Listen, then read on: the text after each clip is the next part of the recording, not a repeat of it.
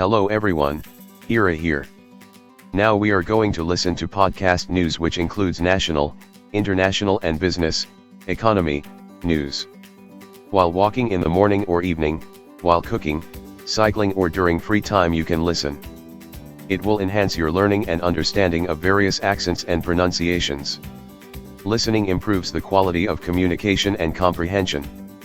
Before going ahead, I would like to welcome you all to the virtual school. A new way of learning and teaching, with the vision of let's grow together. Our mission is to learn how to learn and teach how to teach. So stay tuned. And here we go.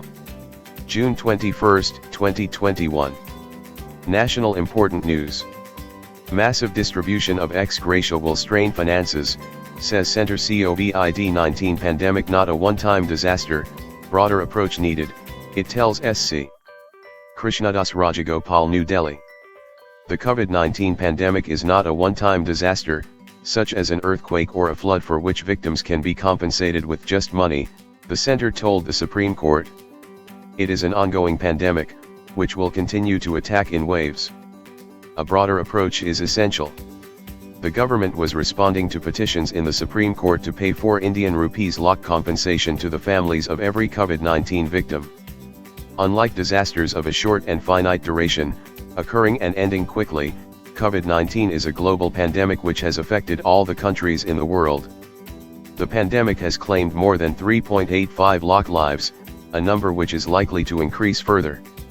These deaths have affected families from all classes, the rich and poor, professionals and informal workers, traders and farmers, the Ministry of Home Affairs, represented by Additional Solicitor General Aishwarya Badi, said in a 189-page affidavit. Limiting relief to monetary payoffs was a narrow and pedantic approach. There was also no precedent of giving ex gratia compensation for a disease or disaster spread out over several months or years. The pandemic started in the early months of January 2020 and the country is still battling the same with different intensity, different symptoms, and different mutations, with no certainty regarding the end, the government said. Massive distribution of compensation across the country at this point would dry up precious financial resources of the center and the states. If the entire state disaster response funds get consumed on ex gratia compensation for COVID-19 victims, the states may not have sufficient funds for organizing COVID-19 response, for provision of various essential medical and other supplies, or to take care of other disasters like cyclones, floods, etc. Already the finances of state governments and the central government are under severe strain due to the reduction in tax revenues and increase in health expenses on account of the pandemic, the affidavit explained. Karnataka's excess deaths nearly 6 times official toll. Undercount factor of fatalities in Bengaluru is 2.3, show data. Sharath Srivatsa Srinivasan Ramani Bengaluru/Chennai. The number of excess deaths registered by the Civil Registration System, CRS, in Karnataka ever since the COVID-19 pandemic hit, from April 2020 to May 2021, was 1,67,788, which is 5.8 times the official reported figure of 29,090 deaths for the same period. This high number was largely due to the deaths registered in April 2021, 46,000, and May 2021, 77,000 and still being reconciled. In this period, which coincided with the second COVID-19 wave, the excess deaths were around 53,728, compared to the registered COVID-19 tally of 16,523, leading to an undercount factor of 3.25. The overall COVID-19 tally in Karnataka as of June 19 is 33,763. Excess deaths in Karnataka were calculated based on the month-wise number of deaths registered by the CRS, provisional figures, from January 2015 to May 2021, which were accessed by the Hindu. Not all excess deaths would be due to COVID-19 but a bulk of them would be related to it during the pandemic. The undercount factor, 5.8, and excess deaths for Karnataka, 1,67,788, were comparable and similar to that of Tamil Nadu, 6.2 and 1,51,408 respectively. For 2021 alone, the undercount factors for Karnataka and Tamil Nadu were 4.7 and 6.5 respectively, which are much lower than those for Madhya Pradesh, 42, and Andhra Pradesh, 34. Lower in Bengaluru. The Hindu also accessed the corresponding CRS figures for the Bruhat Bengaluru Mahanagara Palike, BBMP, the Greater Bengaluru metropolitan area. The CRS registered 40,264 and 75,441 deaths, till May, in 2020 and 2021 respectively in the area, which accounted for 31,029 estimated excess deaths, compared to the baseline mortality of the pre-pandemic period, 2015 to 2019. However, the BBMP's official tally till May 2021 was only 13,296. This adds up to an undercount factor in the city limits of 2.33, which is lower than that of Chennai, 5.6. Other cities such as Hyderabad, 17.5 to 30.5, and Kolkata, 4.5, also registered higher undercounts for 2021 alone. Mufti holds off decision on meeting PM Modi. Mehbooba Mufti. Pirzada Ashik Srinagar. People's Democratic Party, PDP, President Mehbooba Mufti chaired a meeting of the party's Political Affairs Committee, PAC, in Srinagar on Sunday, following the Union Home Secretary's invitation to 14 Jammu and Kashmir leaders for a meeting with Prime Minister Narendra Modi next week. The PAC decided that Ms. Mufti would take a call on meeting Mr. Modi after a meeting of the Gupkar Alliance, scheduled for Tuesday. All members of the Political Affairs Committee shared their inputs on engaging with the centre.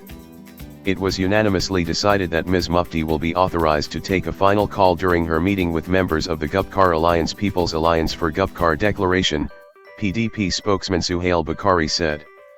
Sources said Ms. Mufti is for nominating National Conference, NC, President Farooq Abdullah as the Gupkar Alliance leader to meet the Prime Minister on June 24 in Delhi. Dr. Abdullah held consultations with senior NC leaders, including General Secretary Ali Mohammad Sagar and Provincial President of Kashmir Nasir Aslam Wani.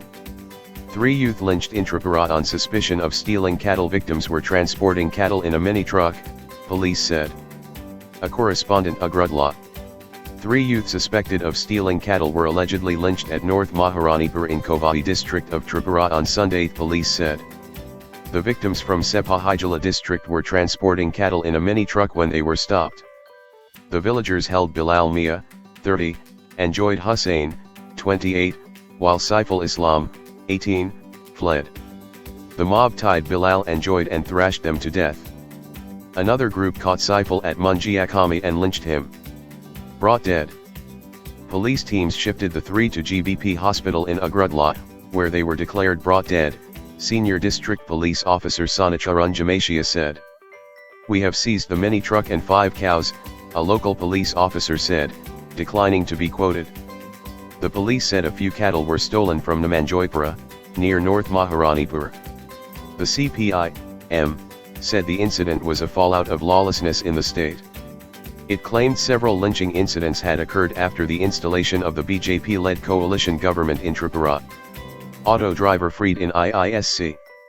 Attack case. No evidence of Habib's involvement in the 2005 terrorist firing, says Nia Court.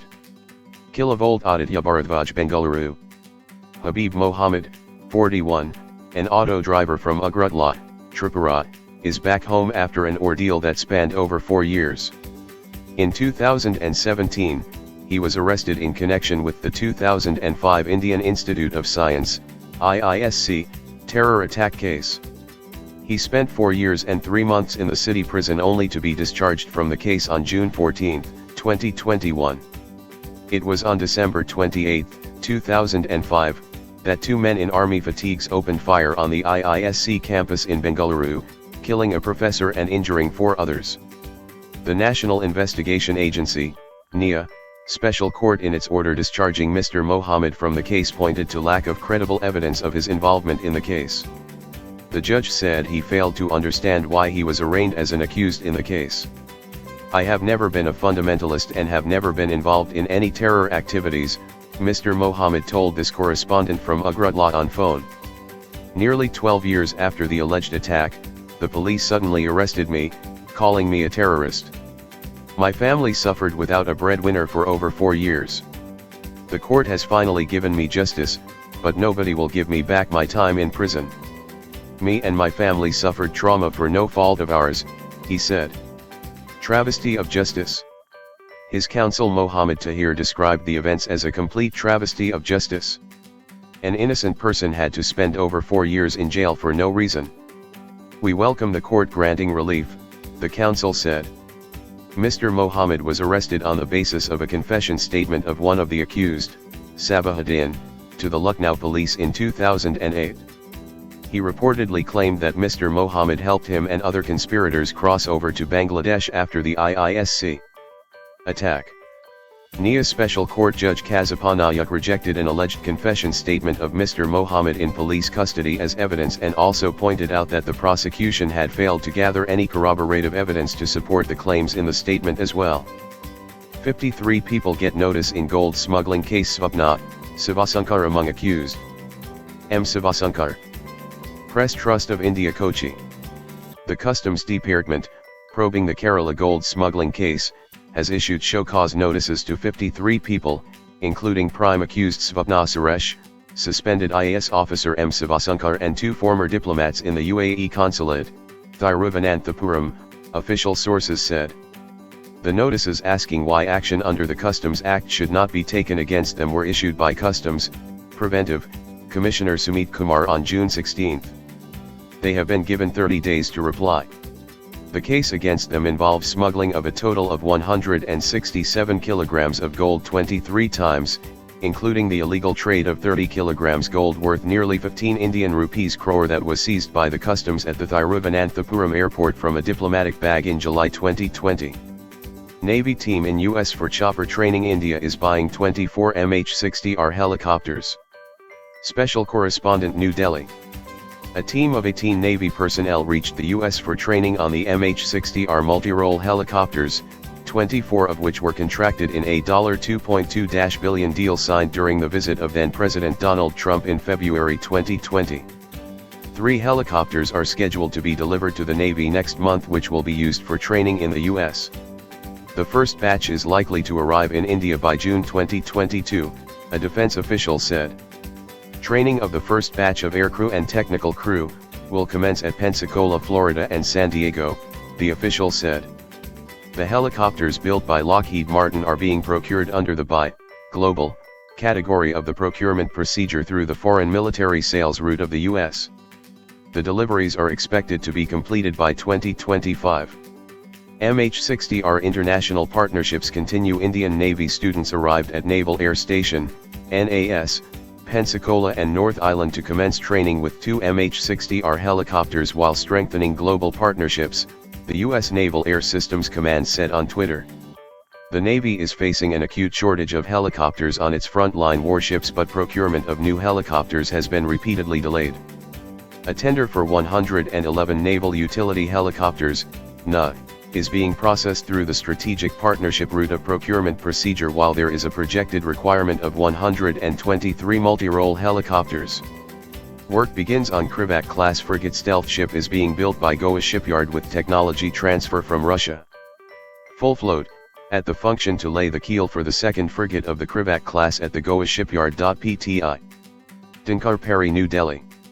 The keel of the second frigate of the additional Krivat-class stealth ships being built with technology transfer from Russia by Goa Shipyard Limited, GSL, was laid by the Vice Chief of the Naval Staff, Vice Admiral G. Ashok Kumar, on Friday. Keel laying is a major milestone activity in the construction of any ship, symbolizing formal commencement of the construction process. The keel for the first ship was laid on January 29, 2021. It would be delivered in 2026 and the second ship after 6 months, the Navy said. Vice Admiral Kumar said it was for the first time that these vessels, with such technological complexity, were being constructed indigenously at the GSL. He said a large number of major equipment are being substituted with indigenous equivalents, in addition to use of significant indigenous build material. The entire hulls of the ships are also being built with indigenous steel, the statement quoted him. In October 2016, India and Russia signed an intergovernmental agreement, IGA, 4 Krivak or Tulvar stealth frigates, 2 to be procured directly from Russia and 2 to be built by the GSL. Following that, India signed a $1 billion deal with Russia for the direct purchase. The basic structures of the 2 frigates are already ready at the Yantar shipyard in Russia and are now being completed. In November 2018, the GSL signed a $500 million deal with Rosoboronexport of Russia for material, design, and specialists assistance to locally manufacture 2 stealth frigates, and in January 2019 the contract was signed between the Ministry of Defense and the GSL. The engines for the ships are supplied by Zorya Nashpro-NIT of Ukraine. 4 gas turbine engines, gearboxes, and specialist support will cost around $50 million per ship, officials had said earlier. India had earlier procured 6 Krivak-class frigates weighing around 4,000 tons in 2 different batches, the Tulvar class and the upgraded Teg class. The 4 ships to be built will weigh 300 tons more than the earlier ones and will be armed with BrahMos supersonic cruise missiles, the Navy said earlier. Pact signed to conserve rare turtle in Assam. NGOs, Zoo, and Kamrup administration to work with Temple for project. The freshwater black soft-shell turtle. Special arrangement. Special correspondent Guwahati. A major temple in Assam has signed a memorandum of understanding with 2 green NGOs, the Assam State Zoo Cum Botanical Garden and the Kamrup District Administration for the long-term conservation of the rare freshwater black soft-shell turtle or the Nilsonia nigricans. A Vision Document 2030 was also launched after Turtle Survival Alliance India and Help Earth signed the pact involving the Hayagriva Madhav Temple Committee. The temple, revered by both Hindus and Buddhists, is at Hajo, about 30 kilometers northwest of Guwahati. Until sightings along the Brahmaputra's drainage in Assam, the black soft-shell turtle was thought to be extinct in the wild and confined only to ponds of temples in northeastern India and Bangladesh. The International Union for Conservation of Nature had in 2021 listed the turtle as critically endangered. But it does not enjoy legal protection under the Indian Wildlife Protection Act of 1972, although it has traditionally been hunted for its meat and cartilage, traded in regional and international markets. Various temple ponds in Assam, such as that of the Hayagriva Madhav Temple, harbor various threatened species of turtles. Since the turtles are conserved in these ponds only based on religious grounds, many biological requirements for building a sustainable wild population have since long been overlooked, Arpita Dutta of Turtle Survival said. This multi-stakeholder association conservation pact aims to restock the wild with viable, self-sufficient, and genetically pure threatened turtle populations in the region. We will offer assistance for the required improvement of husbandry of turtles kept in such ponds, and further recovery efforts are recommended for the long-term survival and existence of the endangered freshwater turtles, she added. Kamrup Deputy Commissioner Kailash Kartik N emphasized the mass awareness on the conservation issues of all species of turtles in the region while working on threats and opportunities to strengthen the black soft-shell turtle population in Assam. Zoo Director Tejas Mariswamy and Help Earth's Jayadit Yaparkayastha attended the program on June 19, along with members of the Hayagriva Madhav Temple Committee. Concerns on IT rules are highly misplaced. India sends a brief to HRC in Geneva. Special Correspondent, New Delhi. The new IT rules of India were framed after extensive consultation with stakeholders and are meant to protect the rights of online users, India told the Human Rights Council in Geneva. The statement came soon after experts at the UN said the rules are not in line with international human rights principles. India maintains that the concerns of the experts are highly misplaced. The rules are designed to empower ordinary users of social media. The victims of abuse on social media platforms shall have a forum for redressal of their grievances, said a special brief that the Permanent Mission of India in Geneva had sent to the HRC on the Information Technology, Intermediary Guidelines and Digital Media Ethics Code, Rules, 2021. The brief said both the Houses of Parliament repeatedly asked the Government of India to strengthen the legal framework to hold online platforms accountable under Indian laws. 3 special rapporteurs of the UN had on June 11 expressed serious concerns about the rules and said they amount to infringement of a wide range of human rights. On the traceability of the first originator of the information, it may be noted that the rules seek only limited information. Only when a message already in public circulation is giving rise to violence, impinging on the unity and integrity of India, depicting a woman in a bad light, or sexual abuse of a child, and when no other intrusive options are working, only then the significant social media intermediary will be required to disclose as to who started the message, India said in response. The issue has drawn attention in view of the continued differences between the government and social media platforms such as Twitter and Facebook. The differences with online social media platforms have added to India's continued problems with Internet, which was shut down repeatedly over the last 3 years in Kashmir after the deletion of Article 370 in August 2019, and in other parts of the country, such as Assam and Delhi, following protests against the Citizenship Amendment Act, CAA. The G7 statement. However, India last week signed the Open Societies Statement at the G7 alongside other guest countries, such as South Africa and South Korea. The statement criticized rising authoritarianism, disinformation, and politically motivated internet shutdowns. Official sources clarified that the Indian concerns were accommodated in the statement. The statement indicated India's commitment to protect digital civic space and respect for human rights and international law. Scale up public health, social measures, who accelerate vaccination for COVID-19. We need to strengthen our efforts to test, trace and isolate, the WHO said. Reuters. Special Correspondent NEW Delhi. The World Health Organization, WHO, has advised countries in the Southeast Asia region to scale up and rigorously implement public health and social measures, along with efforts to accelerate vaccination for COVID-19, to prevent another surge, as more countries confirmed prevalence of highly transmissible variants of concern. We need to continuously strengthen our efforts to test, trace and isolate. Societal interventions such as physical distancing, hand hygiene and proper wearing of masks need to be stringently implemented. These measures should be in full force and for longer periods in areas reporting more transmissible variants of concerns, said Poonam Triple Singh, Regional Director, WHO Southeast Asia. The release added that the public health and social measures were part of a wide range of non-pharmaceutical interventions, both individual and societal, and were cost-effective measures to reduce the spread of SARS-CoV-2.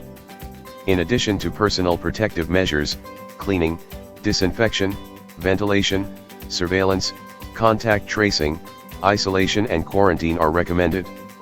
Even as countries scale up vaccination against COVID-19, they need to implement public health and social measures in a tailored and agile way, Dr. Singh said. A risk-based approach is needed for public health and social measures. These measures should be implemented by the lowest administrative level and continuously adjusted to the intensity of transmission and the capacity of health systems. The capacity of health systems includes both clinical care for COVID-19 and non-COVID-19, and public health services such as case detection, diagnostic testing, and contact tracing. Where more transmissible variants of concern are spreading, these measures need to be applied more stringently, she added. Thank you. International news. Taliban say committed to Afghan peace talks, want Islamic system. Its co-founder assures that the rights of women, minorities would be protected. Intense fighting, Asang Orion's militiamen firing at Taliban insurgents in Mukhtar, in this file photo. Of Wakil Kosar. Reuters. Kabul. The Taliban said on Sunday they were committed to peace talks, adding they wanted a genuine Islamic system in Afghanistan that would make provisions for women's rights in line with cultural traditions and religious rules. The statement came amid slow progress in the talks between the Islamic group and Afghan government representatives in Qatar, and as violence rises dramatically around the country ahead of the withdrawal of foreign forces by September 11. Officials have said the Taliban has not yet submitted a written peace proposal that could be used as a starting point for substantive talks. We understand that the world and Afghans have queries and questions about the form of the system to be established following withdrawal of foreign troops, said the Taliban co-founder Mullah Abdul Ghani Baradar, in the statement. A genuine Islamic system is the best means for solution of all issues of the Afghans, he said. Our very participation in the negotiations and support on our part indicates that we believe in resolving issues through understanding. He said that women and minorities would be protected and diplomats and NGO staff would be able to work securely. We take it on ourselves as a commitment to accommodate all rights of citizens of our country, whether they are male or female, in the light of the rules of the glorious religion of Islam and the noble traditions of the Afghan society, he said, adding that facilities would be provided for women to work and be educated. China vaccinations cross 1 billion, more than 500 million doses administered in less than a month, NHC's figures. A file photo of a student receiving a vaccine shot at a university in Wuhan. Officer Anant Krishnan. China has now administered more than 1 billion doses of COVID-19 vaccines, its National Health Commission, NHC, said on Sunday, with the vaccination campaign stepped up in recent weeks amid a small cluster of cases reported in southern China. The renewed vaccination push saw 500 million doses administered in the past 28 days, more than 17 million doses across the country every day according to the NHC's figures. It took more than 3 months for China to administer its first 100 million doses with its vaccination campaign beginning in December. It took 25 days to reach 200 million, a landmark reached on April 21, and 17 days to then reach the 300 million mark.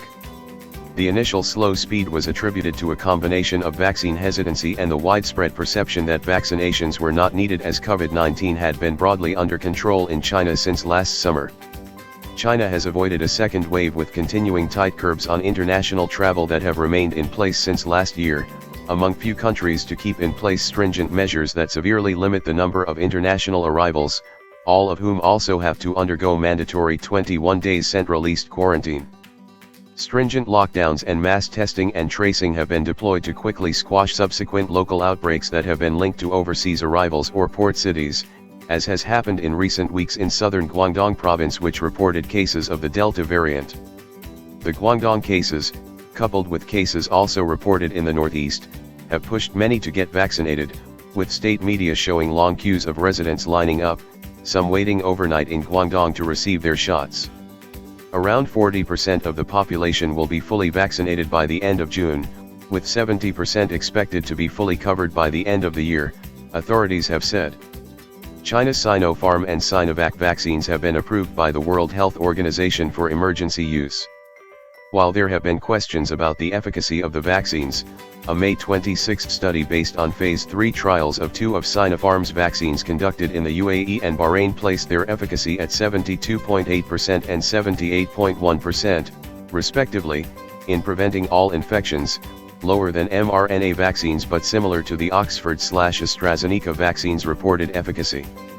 Most significantly, the trial found the vaccines to be fully effective in preventing severe infections, with the trial reporting 0 severe cases among the vaccinated group. A Beijing-based immunologist told the Communist Party-run Global Times on Sunday the next step, after vaccinating most of the population, would be to improve the vaccines so that they can handle virus mutations as well as make them safe for the elderly.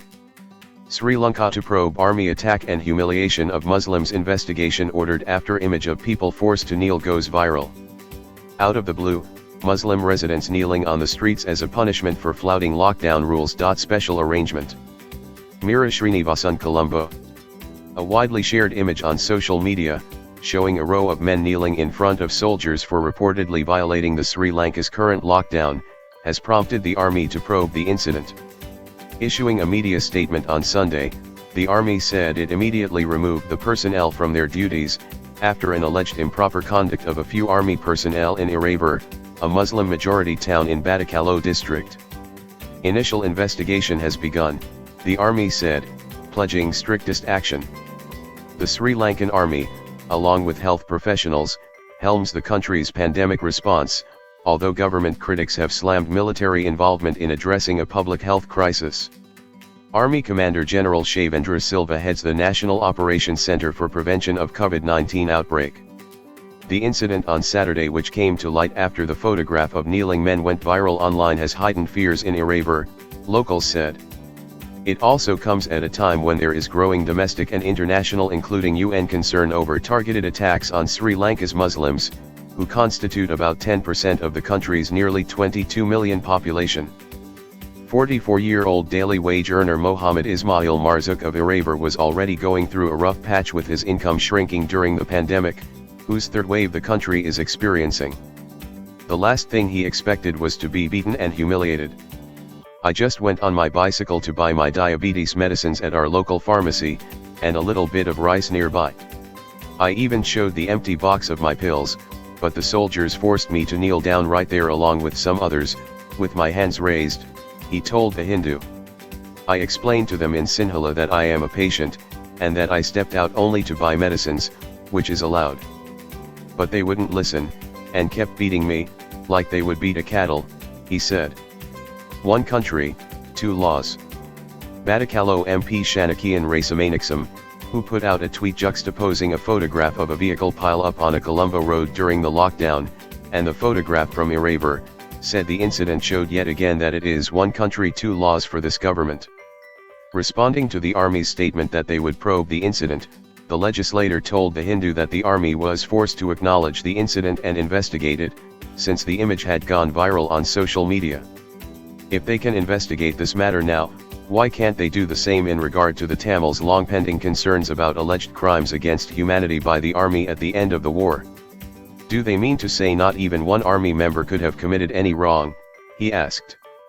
Iran, world powers adjourn nuclear talks to negotiate with Tehran, Israel PM. Reuters Vienna. Iran and 6 world powers have adjourned nuclear talks for consultations in their capitals, the European Union's envoy to the negotiations said on Sunday. Speaking to reporters, Enrique Mora gave no indication when the talks would resume, but said progress had been made and that the participants would have a clearer idea of how to close a deal when they return.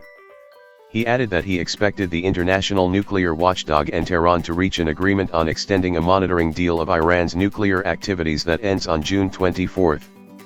U.S. National Security Advisor Jake Sullivan said there are still disagreements between Iran and the world powers on key issues, including on sanctions and on the nuclear commitments that Iran has to make.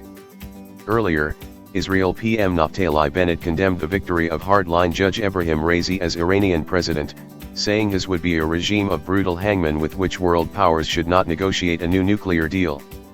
Saudi Arabia seeks religious reset as clerical power wanes. Kingdom had ordered restrictions on mosque loudspeakers. Mohammed bin Salman. Agence France Presse Riyadh. Muezzins issuing high decibel calls to prayer have long been part of Saudi identity, but a crackdown on mosque loudspeakers is among contentious reforms seeking to shake off the Muslim kingdom's austere image. Saudi Arabia, home to the holiest Muslim sites, has long been associated with a rigid strain of Islam known as Wahhabism that inspired generations of global extremists and left the oil-rich kingdom steeped in conservatism. But the role of religion faces the biggest reset in modern times as Crown Prince Mohammed bin Salman, spurred by the need to diversify the oil-reliant economy, pursues a liberalization drive in parallel with a vigorous crackdown on dissent. Chipping away at a key pillar of its Islamic identity, the government last month ordered that mosque loudspeakers limit their volume to 1/3 of their maximum capacity and not broadcast full sermons, citing concerns over noise pollution. The move triggered an online backlash with the hashtag "We Demand the Return of Mosque Speakers" gaining traction. It also sparked calls to ban loud music in restaurants, once taboo in the kingdom but now common amid liberalization efforts, and to fill mosques in such large numbers that authorities are forced to permit loudspeakers for those gathering outside. But authorities are unlikely to budge, as economic reforms for a post-oil era take precedence over religion, observers say. The country is re-establishing its foundations, Aziz Al-Ghashian, a politics lecturer at the University of Essex said. It's becoming an economically driven country that is investing substantial effort in trying to appear more appealing or less intimidating to investors and tourists. In what was once unthinkable, some shops and restaurants now remain open during the 5 daily Muslim prayers. Ethiopia's poll board says ready for election today. No ballot is scheduled for Tigray. Agence France Presse Addis Ababa. Twice delayed, hobbled by the pandemic, violent insecurity, and planning chaos, Ethiopia's electoral board said it was ready for Monday's crucial vote and assured it will be credible.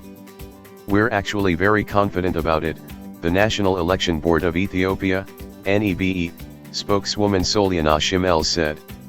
It is not optimism shared by all, with serious doubts remaining over the vote. Prime Minister Abiy Ahmed promised would be the most competitive yet in the country. Voting will not proceed on June 21 in about 1/5 of the country's 547 constituencies due to unrest and logistical problems. Those constituencies will mostly vote in September, but no ballot is scheduled in Tigray, a war-torn region of 6 million. In some areas where voting will proceed, opposition boycotts have further undermined claims of inclusivity and competition. The majority of national parliamentary seats up for grabs in Mr. Abiy's native Oromia, the country's most populous region, are being contested by a single candidate, election data shows. 3 of Ethiopia's 49 registered parties are not contesting the poll. Russian envoy returns to Washington. Agence France-Presse Moscow. The Russian ambassador in Washington flew back on Sunday to the U.S., saying he hoped to build equal and pragmatic ties after a U.S.-Russia summit in Geneva aimed at reducing tensions. The plane transporting Ambassador Anatoly Antonov, who was recalled in March for consultations, took off at 6:20 GMT from Moscow, Russian news agencies reported. Given the results of the meeting between the two presidents, I am counting on constructive work with my American colleagues to build equal and pragmatic relations, he said. Thank you. Thank you so much for watching this video as a podcast. Do like, share and comment. Press the subscribe button and hit the bell icon to get new notifications. Thank you. Take care and stay safe. God bless you all. Jai Ma Bharti. To download news and editorials in MP3, follow us on Telegram, Virtual School Official. The link is provided in the description below.